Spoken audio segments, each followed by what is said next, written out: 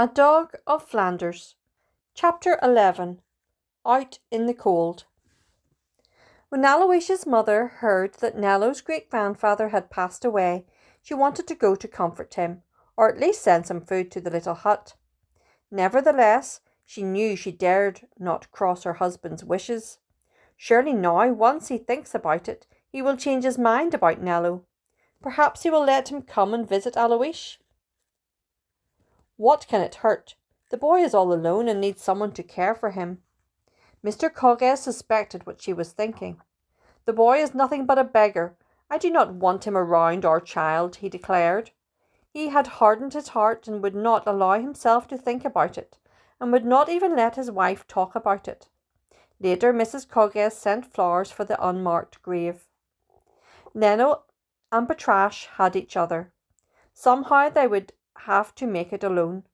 Thankfully, we have a place to live. It is not much, but if we can survive the winter, I will find another job in the spring, and we will fix up the hut. That is what Grandfather Yehan would want us to do. The sad truth was that, for all the years Grandfather Yehan had lived in the hut, he did not own it. It was rented, and when great-grandfather died, the rent for that month was already due. When the landlord came to collect his rent, Nello had nothing to give him. He had given the minister a coin for the funeral and bought some dark bread. Then everything was gone. He begged the landlord to show some mercy and give him time to earn the few coins. The man was a cobbler, and he had plenty of coins. He went to church every Sunday in Antwerp. Surely he could wait a few days. The cobbler was also a good friend of the miller, Mr. Cogges, and like the miller, wealth was very important to him. Instead of showing mercy, he harshly told Nello that he must move out the next day. Because of the overdue rent, everything in the hut now belonged to him, including the little green cart and the harness. If Nello did not get out, he would send someone to throw him out. The only thing Nello could take with him were his Bible and the shabby clothes he was wearing. What more could happen? Nello and Patrash had been unjustly accused and unfairly treated by their neighbours. They had lost the only person in the world who really loved them, and now they were being put out of the dilapidated hut that was their home. They had no place to go, no person to help them, and no means of livelihood. As they huddled together in the dark, cold hut, they forgot how truly miserable it was. All they knew was that it was home. They had been happy there. In the summer, with its climbing vines and blossoms, it was a bright spot in the middle of the sunlit fields. Yes, they had worked hard and had little, but they were content. After every long, hard day, they would run here and find great-grandfather with open arms and heart. His smiles of love and welcome never failed. Now, how very lonely they were. Even God seemed to have left them. All night long, Nello and Patrash sat in the dark hut. They had no fire to keep them warm, so they snuggled close to each other. Their bodies were cold, and their hearts seemed frozen with sorrow. To Nello, even the possibility of winning the art contest provided very little encouragement. In the morning, the dawn broke over a white, cold landscape. It was the day before Christmas. There was merriment and the joy of anticipation in the village. But Nello and Patrash were homeless.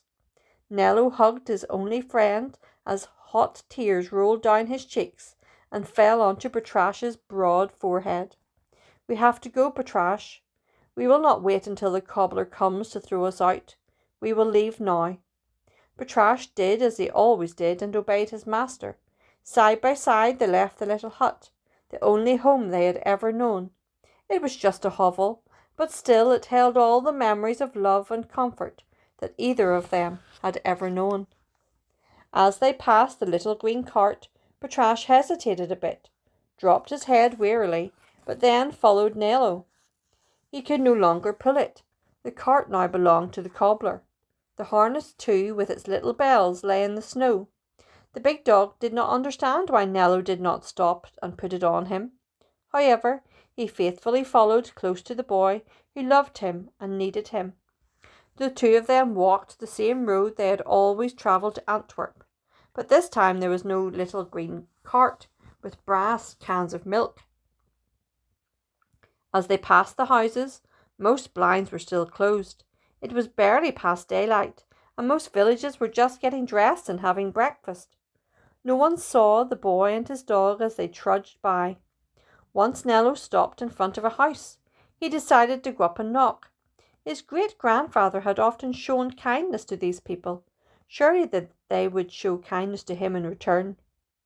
"Do you have any scraps for Batrash?" he asked timidly. "He is old and he's not had anything to eat since yesterday morning." The woman slammed the door in his face. She mumbled something about food being too expensive to waste on a dog, and the two of them went on. Their stomachs were empty. They did not ask for help again. The cold made Batrash's joints stiff and painful. The chilling air went right through Nello's thin jacket and froze his bare fingers that stuck out from the old, worn-out gloves. Antwerp seemed much farther away today, but they finally reached the town square as the chimes of the great church rang 10. "If I had anything I could sell to buy Batrash and bread, I would do it," thought Nello. He did not have a thing, though, except his Bible, his thin jacket, and his wooden shoes. Batrash understood and nestled his nose into Nello's hand as if to say, "I understand, master. Do not worry about me. I am old and I have seen harder times than these."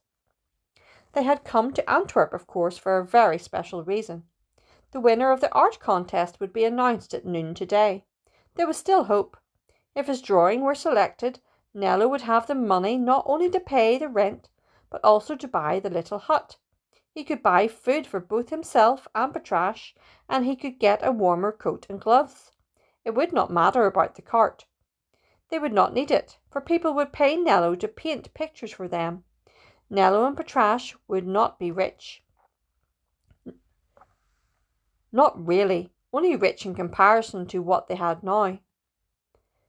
They would be taken care of, and, having food and raiment, they would be content. Oh, surely this was how God would work it all out. But Nello could not demand this of God. "For your honour, Father, whatever will bring you the most honour to you." Nello prayed, and his heart. He did so this was the way. Nello and Batrash tramped a little farther to the public building where they had left his treasured masterpiece days before. The steps and entrance were crowded with people. Nello saw several boys his own age, though some were older. Parents, relatives, and friends were there too, for this was an important day. Among this group might be another Rubens. In their anticipation, no one seemed to notice the pearly dressed boy and the big weary dog standing in a corner of the hall. Nello pulled Batrash close to him. Then the door to the auditorium opened and everyone rushed in. At the same time, all the bells in the city churches announced the noon hour. The excitement was almost too much for Nello, or it was the lack of food that made his head swim. His vision blurred for a moment. He thought he would faint. Everyone knew the winning picture would be displayed on a large easel on the platform. There was the easel and the picture. His head and vision cleared a little. Was it? Was it? It was not. Then the blood drained from his head and he slumped to the floor in utter disappointment. Through what seemed a mist, Nello heard the announcement that the prize had gone to Stephen Kleislinger, who lived in Antwerp.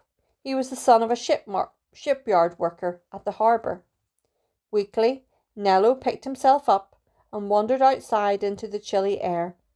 Despair overwhelmed him. What disappointed him more about not winning? Was it that he did not know how he and Batrash would survive now? Or was it that he had needed this sign to know God wanted him to be an artist? He looked heavenward, as if looking for another sign, but there was none. In the distance he saw the winner surrounded by friends and family. They were applauding and congratulating him. It did not seem fair, but God had never promised that this world would be fair to his children. Did anyone need the prize money more than Nello and Patrash? However, it was not a matter of need. It was a matter of God's will.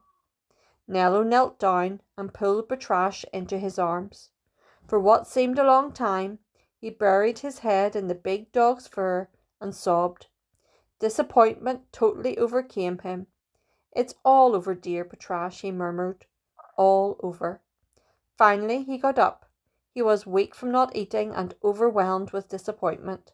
Together he and Patrash retraced their steps to the village. There was only one place he felt he could go and find comfort.